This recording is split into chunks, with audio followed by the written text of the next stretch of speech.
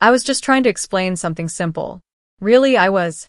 If I had known that this innocent conversation would leave an alien princess horrified beyond belief, I might have chosen my words more carefully. But then again, who could have predicted that human reproduction would be the one thing that could terrify an advanced extraterrestrial species? It all started when Varelion, or Vire for short, found me scrolling through my phone one evening on our shared spaceship. She was a diplomat from the Zifran Empire, a race of highly intelligent, bioengineered beings who had long surpassed primitive biological instincts. Unlike humans, Zifrans didn't reproduce through, well, the way we did. Instead, their species had perfected a process called biospawning, a purely scientific and sterile method of genetic recombination. Love, attraction, and courtship were entirely alien concepts to them.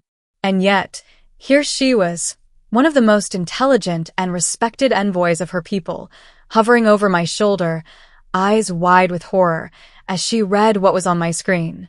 "Explain this monstrosity." Her voice trembled as she pointed at an article about human reproduction. I blinked. What monstrosity? Glancing at the screen, I realized what she had been reading, a totally normal, science-based article about how humans reproduce. I stifled a laugh. She looked like she had just witnessed a war crime. 2. The horror of human biology. Vire wasn't just confused. She was genuinely shaken. "You mean to tell me," she said, voice tight with disbelief, "that your entire species engages in this?" She gestured wildly at my phone, unable to finish the sentence. "And you do it willingly?" I nodded, still trying to figure out why she was acting like I had just described a medieval torture ritual. But the fluids, the skin contact, the noises. She looked genuinely sick, her usually radiant violet-hued skin turning pale. "This is barbaric. This is unsanitary. This is primitive." I frowned, crossing my arms. "Hey, it's not primitive. It's a natural biological process." Vire shook her head violently, her silver-white hair whipping around her delicate face. "No. No, no, no. Zifrans do not engage in such crude, organic behaviors. Our reproduction is efficient, clean, and does not require." She gestured vaguely in my direction, clearly struggling to find the right words. This horrifying level of physical involvement. 3.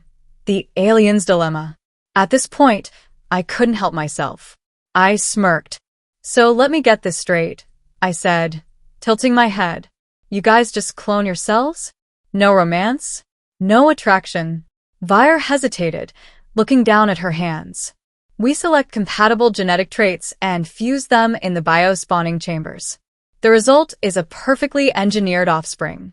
There is no need for..." She shuddered. "For what? Touching?" I teased. "Yes," she snapped. "Exactly. It's so unnecessary. Why would anyone choose to?" She stopped abruptly, eyes narrowing in suspicion. "Wait." I froze. "Oh no." I saw the realization creeping into her expression like a slow-motion car crash. You've done this, haven't you?" My smirk faltered. "Oh. You," she inhaled sharply, her pupils dilating. "You have engaged in this ritual?" I scratched the back of my neck. Well, I mean, yeah." Vire recoiled as if I had just announced I was carrying a deadly, intergalactic plague. "You disgusting, primitive mammal." 4. A cultural crisis. Now, here's the thing, I wasn't offended. Not really. I understood that, to her, this was beyond comprehension. Zifrans weren't used to concepts like physical affection or romance. But what really got me was how personally she took it. She didn't just think human reproduction was weird. She was actively horrified that I participated in it. How could you lower yourself to such crude behaviors? I don't know," I said helplessly. "Because it feels nice? Because it builds emotional bonds." Vire looked at me like I had just announced that I enjoyed eating raw sewage. "Emotional bonds," she repeated, aghast. She took a step back, pinching the bridge of her nose. "This explains so much about your kind. No wonder your species is so chaotic. You're all running around, rubbing against each other, sharing fluids." I couldn't help it. I burst out laughing. Oh my god, Vire, you make it sound so gross. It is gross, she shrieked. Her hands flailed dramatically, her golden eyes burning with righteous disgust. The different people are superior because we have evolved beyond such primitive urges. We do not succumb to messy, inefficient biological chaos. We create life with purpose and precision, not with— She pointed an accusing finger at me. Sweaty, sticky rituals.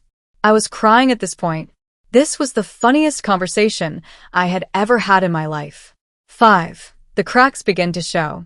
After what felt like 5 full minutes of ranting, Vire finally ran out of words.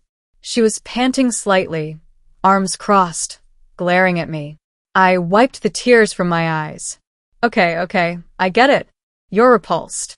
Fine. She huffed, looking away. Good. I'm glad you understand, but something was off. She was avoiding eye contact now, her posture unusually tense.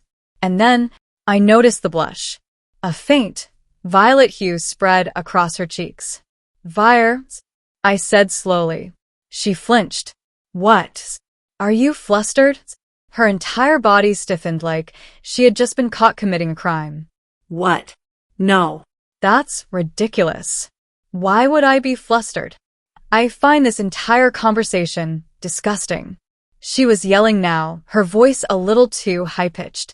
I took a slow step toward her. She took a step back. Vire, are you curious? Absolutely not. That is an outrageous accusation. I have no interest in. Her back hit the wall. Trapped. I leaned in slightly, grinning. Vire. Her golden eyes darted left and right. She was panicking. What? She whispered. You totally are. She made a strangled noise, shoved me away, and stormed out of the room, her entire face glowing bright violet. And that was the moment I knew. She wasn't just horrified. She was dangerously close to being intrigued. Vire avoided me for the next 2 days. I'd catch glimpses of her silver-white hair flashing around corners, her long robe swishing as she practically sprinted in the opposite direction whenever she saw me coming. For someone who prided herself on being a dignified diplomat, she was absolutely terrible at playing it cool. At first, I thought she was just embarrassed. But then I realized something else. She wasn't just avoiding me. She was watching me. She thought I wouldn't notice, but she wasn't exactly subtle. Every time I turned my head, I'd catch her peeking from behind a door frame or pretending to be reading something while side-eyeing me so hard I could feel the intensity of her curiosity burning into my skull. It was only a matter of time before she cracked. It happened while I was sitting at the ship's dining area, casually eating a snack. Vire strode in, her movements too deliberate, as if she had spent an unreasonable amount of time rehearsing how to walk into a room without looking suspicious. She sat across from me without a word, folding her hands neatly on the table. I raised an eyebrow. Hey? Vire cleared her throat, staring at me like she was trying to be intimidating but failing miserably. I have questions, she announced, her tone clipped and professional. I blinked. Questions? Yes. A pause. About human interactions. I almost choked on my food. Wait. You mean you want to know? She scowled. I need to understand your species better for diplomatic purposes. Oh, of course, I said, biting back a smirk. For diplomatic purposes. Vire narrowed her golden eyes. If you mock me, I will retract my inquiry. I held up my hands. Okay. No mocking. Ask away. She hesitated, clearly trying to find the right words. Then, slowly, she said, you said that human physical interactions are not purely biological, that they are emotional. I nodded, curious where she was going with this. How does it work? She asked, folding her arms tightly as if bracing for impact. I tilted my head. How does what work? The emotional part. I set my food down, suddenly realizing how serious she looked. Her usual arrogance was absent, replaced by something else. Something almost vulnerable. Well, I started. It's about connection. Trust. Affection. It's not just about the act itself. It's about being close to someone, sharing experiences, emotions, feelings. It's intimacy, but not just physical. Vire's expression was unreadable. So, she said slowly, it is not merely a biological function. It is something deeper. Yeah. I smiled a little. For humans, love and attraction aren't just about reproduction. It's about companionship, about wanting to be close to someone for who they are, not just what they can provide. She stared at me for a long moment, her lips pressing together. Then she huffed and looked away, her violet skin darkening slightly. That is inefficient, she muttered. I grinned. And yet you seem very interested in this inefficiency. Her head snapped back toward me, eyes wide. I am not interested. I leaned forward slightly. Oh, really? Then why are you asking? Vire inhaled sharply, clearly caught. She scrambled for an answer, her usual cool demeanor completely gone. I am merely collecting data. For research. I smirked. Right. Research. She scowled, pointing a finger at me. I do not want to experience any of this inefficient emotional nonsense, human. I held up my hands, laughing. Hey, I never said you had to. Good, she huffed, crossing her arms. But she didn't leave. She sat there, looking deep in thought, chewing her lower lip like she was struggling against some internal battle. Finally, she muttered, but if I were to experience it hypothetically, how would one? She cut herself off so fast it was almost comical. I barely held back my grin. Oh no, I said, pretending to be serious. I couldn't possibly tell you. You said it was inefficient, right? You wouldn't want to accidentally learn something you might like. Her golden eyes flashed with indignation. You insufferable. She groaned, rubbing her temples like I was giving her a headache. But I saw the truth. She was getting curious. Curious, despite every logical instinct screaming at her that this was ridiculous, that it was beneath her, that it made no sense. And that curiosity was going to be her downfall. I leaned back, crossing my arms. Tell you what, Vire. If you really want to understand human emotions, maybe instead of just asking about it, you should try experiencing it yourself. She stiffened. That is not. Think of it as field research, I said with a playful shrug. You like research, don't you? Her fingers twitched. I knew I had her. For the first time since we met, she looked genuinely, utterly uncertain. She stood up abruptly, her chair scraping against the floor. I must consider this further. And then she turned and stormed away, muttering angrily under her breath. I chuckled to myself. She was fighting it, fighting the pull of curiosity, this strange new emotion stirring in her. But I knew the truth. She was going to come back. And when she did, she'd really start to question everything she thought she knew. For the next few days, Vire acted as if our conversation had never happened. She returned to her usual diplomatic demeanor, cold, composed, and slightly condescending. Every time we passed in the ship's corridors, she would offer a stiff nod and continue walking like I was nothing more than a minor inconvenience in her otherwise flawless existence. But there was one tiny problem with her act. She was terrible at hiding her curiosity.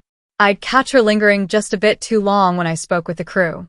She'd hover nearby during my conversations with the ship's medic, clearly eavesdropping whenever the topic veered toward human biology or emotions. And once, just once, I spotted her in the ship's library, skimming through an ancient human anthropology database with a deep frown, her fingers drumming anxiously against the screen. She was trying to figure it out, trying to understand. But no amount of reading would prepare her for actually feeling it. The breakthrough came late one night. I was in the observation deck, gazing out at the endless expanse of stars, when I heard the softest shuffle of movement behind me. I didn't have to turn to know it was her. You should be sleeping, she said, her voice quieter than usual. I smirked, keeping my gaze on the stars. So should you? A pause. Then, cautiously, she stepped forward. Your words have been troubling me. I glanced at her. Oh, which ones? She inhaled, crossing her arms tightly over her chest, as if holding herself together. The idea that humans experience closeness in ways that are not purely functional. I smiled. Still trying to figure it out? She shot me a glare, but there was no real heat behind it. I turned back to the stars. Tell me something, Fire. Have you ever wanted to be close to someone? Not because of duty. Not because it was required. Just because you wanted to? Silence. I glanced at her again. Her jaw was clenched, her expression tight. But beneath it, I saw it, the hesitation, the struggle. That would be illogical, she murmured. That's not what I asked. She exhaled sharply, gripping the railing. Her fingers were trembling. Wanting things is dangerous, she admitted, barely above a whisper. I frowned. Dangerous how? Her golden eyes flickered to me. And for the first time, I saw something raw beneath the arrogance. If I allowed myself to desire something that is not dictated by logic, then where would it end? She asked bitterly. Where is the limit? If I seek warmth, if I seek closeness, does that not make me weak? I studied her, letting the weight of her words settle between us. She wasn't just struggling to understand human emotions. She was struggling to admit she might want them. Slowly, I reached out and covered her hand with mine. Vire inhaled sharply, her entire body going rigid. She didn't pull away. I could feel the tension in her fingers, the way her breath hitched. Her skin was warmer than I expected, her pulse racing beneath my touch. It's not weakness, I said softly. It's being alive. Her fingers curled slightly, as if testing the sensation of touch. For a long moment, she just stood there, staring at our hands as if the concept of simple contact was rewriting everything she thought she knew. Then, very quietly, she whispered, I do not hate this. I smiled. No. She exhaled, her golden eyes burning with something I couldn't quite name. No. She let our hands linger for a moment longer before finally pulling away, reluctantly. Without another word, she turned and left, disappearing into the corridor. But I knew. This wasn't the end. This was just the beginning. Var didn't avoid me anymore. She didn't seek me out either, not directly, but there was a noticeable shift in how she acted. She no longer pretended I didn't exist. She no longer scoffed at my presence or dismissed my words as primitive nonsense. Instead, she lingered. She found excuses to be near me. At first, it was small things. She would conveniently be in the same room when I was checking ship diagnostics. She would sit across from me during meals, pretending to be absorbed in her data tablet while glancing at me when she thought I wasn't looking. Once, she even stood outside the training bay while I exercised, observing way too intently before abruptly turning on her heel and fleeing when I caught her. It was almost adorable. But the real shift came one evening when we were both in the observation deck again. She was pacing, something I had never seen her do before. Vire was always composed, always perfectly in control. But now? Now she looked agitated. I leaned back against the railing, watching her. Something on your mind?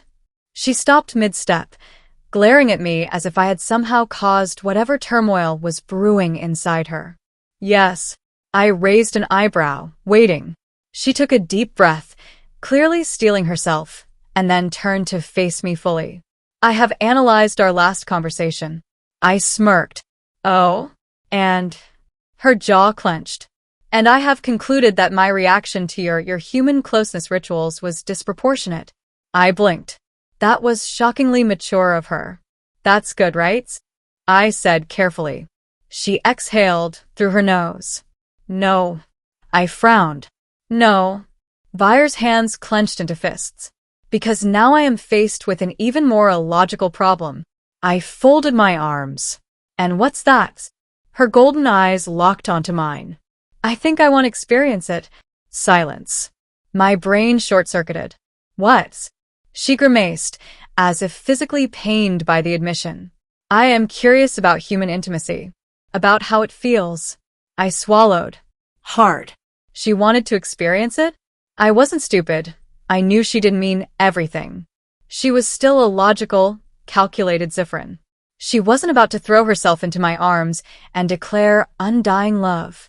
But this was huge. I took a slow step toward her. Vire, are you saying you want to? I do not know, she snapped, her face flushing a deep violet. And that is what frustrates me. I should not want something so irrational. And yet, she inhaled sharply, visibly trying to calm herself. I do not hate the way I feel when I am near you. I stared at her, my heart pounding. She wasn't just curious anymore. She was fighting herself, torn between everything she had been taught and everything she was beginning to feel. I stepped closer, careful, slow. Vire, if you really want to understand, you don't have to analyze it. You can just feel it. She exhaled shakily. That is the most terrifying thing you have ever said to me. I grinned. And yet, you're still here? Her gaze flickered down to my lips for a fraction of a second. So fast I almost missed it. Almost. I tilted my head. Do you want to start smalls? She swallowed. Small? I reached out, gently, carefully, and took her hand in mine. She gasped. Actually gasped. Her fingers twitched, her body stiffening. But she didn't pull away. Instead, she stared at our joined hands like it was the most bewildering, fascinating thing in the universe. It is warm, she murmured, her voice almost reverent. I smiled. Yeah. That's kind of the point. She bit her lip. It is not unpleasant. I chuckled. That's good to hear. For a long moment, she just stood there, experiencing it. No logic, no calculations, just feeling. Then, very quietly, she whispered, I think I would like to try something else. And just like that, my heart nearly stopped. Vire had no idea what she had just done to me. I was certain of this because, if she did, she wouldn't have been standing there, fingers laced with mine, looking up at me with those wide, golden eyes, so damn curious, so damn oblivious to how dangerous this was for me. She had spent her entire life studying emotions without ever feeling them. But now? Now she wanted to feel, and I was the one she wanted to feel it with. I swallowed hard, trying to keep my voice steady. You want to try something else? Vire nodded, her grip tightening slightly around my fingers, as if she was afraid I'd pull away. I didn't. I couldn't. What exactly do you want to try? I asked, careful not to overwhelm her. She hesitated, her gaze dropping to my lips for a second before snapping back up. I am unsure. I do not have a frame of reference. A slow, wicked realization dawned on me. Vire, are you asking me to guide you through this? Her expression flickered, a war between indignation and reluctant agreement. Finally, she let out a sharp exhale. Yes. I chuckled. And here I thought you found all of this disgusting. Her face flushed a deep violet, and she scowled. Do not mock me. I am making a significant effort to comprehend your species' emotional absurdities. I smirked. Oh, believe me, I'm very aware. She looked ready to argue, but then hesitation. Her fingers twitched against mine, her pupils dilating ever so slightly. There was nervousness there. Not fear. Not disgust. Anticipation. My pulse pounded in my ears. This was insane. Completely, utterly insane. A week ago, she had been horrified by the concept of human intimacy, and now she was asking me to show her. I took a slow breath. Okay. Vire stiffened, watching me like a cornered animal. I didn't make any sudden movements. I just raised my free hand, giving her every chance to pull away. She didn't. I gently brushed my fingers along her cheek. The reaction was instantaneous. Her entire body shuddered. Her breath hitched, eyes fluttering shut for half a second before snapping back open, wild and disoriented.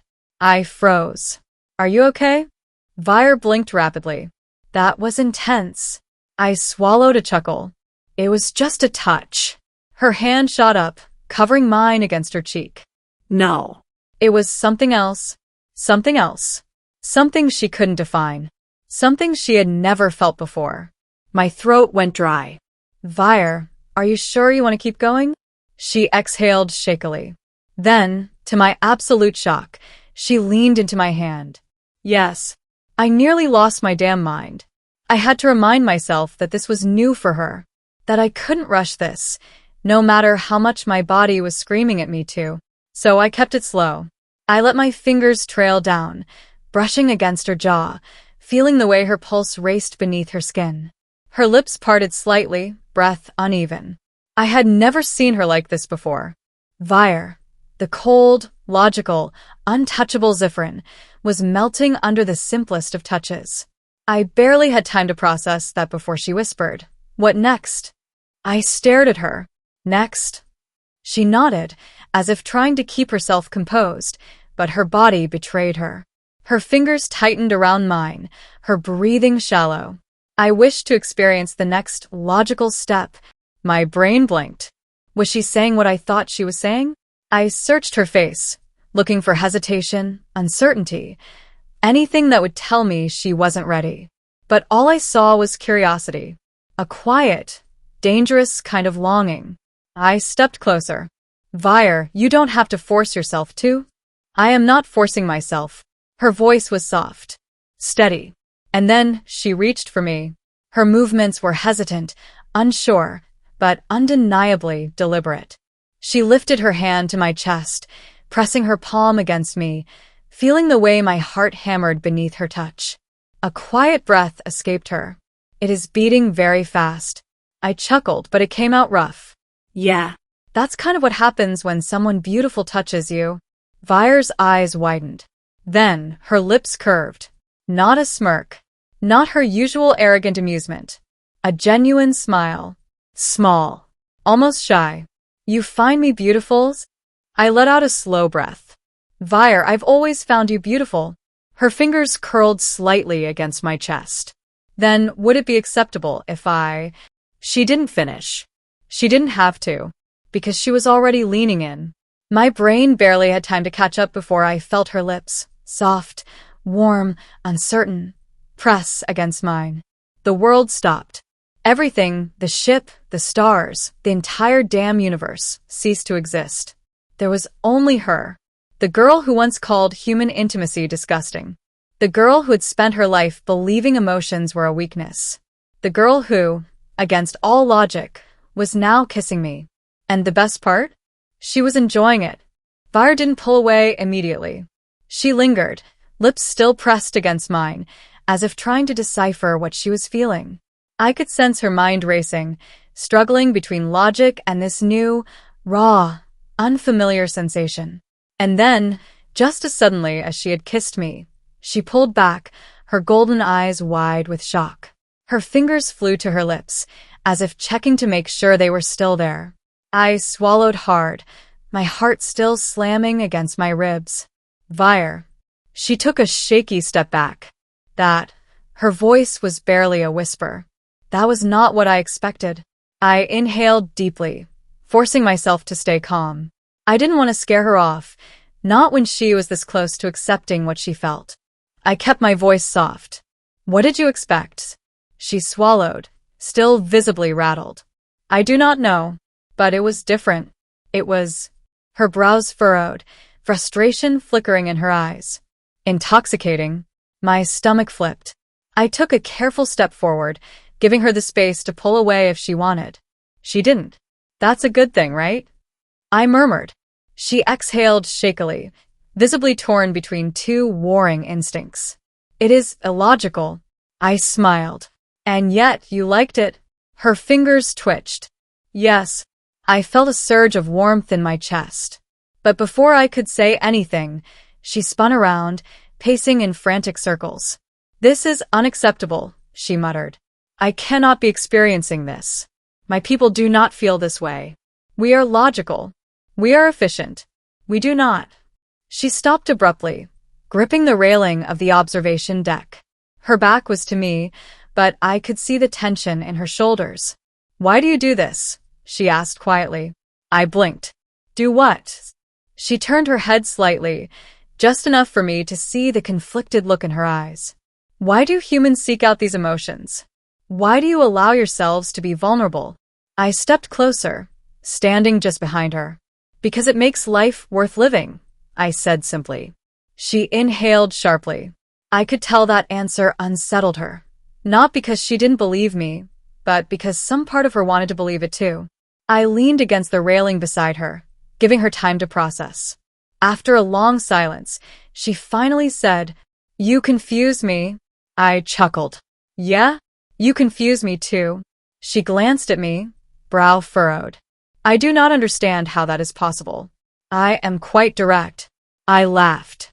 That's one way to put it. Her lips pressed into a thin line. I do not like feeling confused. I softened. You don't have to figure everything out right away, Vire. Just feel it. She looked down at her hands, as if she wasn't sure she trusted her own body anymore. I do not know how to do that. I reached out, gently taking her hand again. She flinched, but she didn't pull away. You're already doing it, I murmured. She let out a slow breath, letting her fingers curl around mine. This is dangerous, she whispered. I smiled. Maybe. Her gaze flickered to my lips again. And then, softer, slower this time, she kissed me again. It wasn't hesitant. It wasn't panicked. It was deliberate.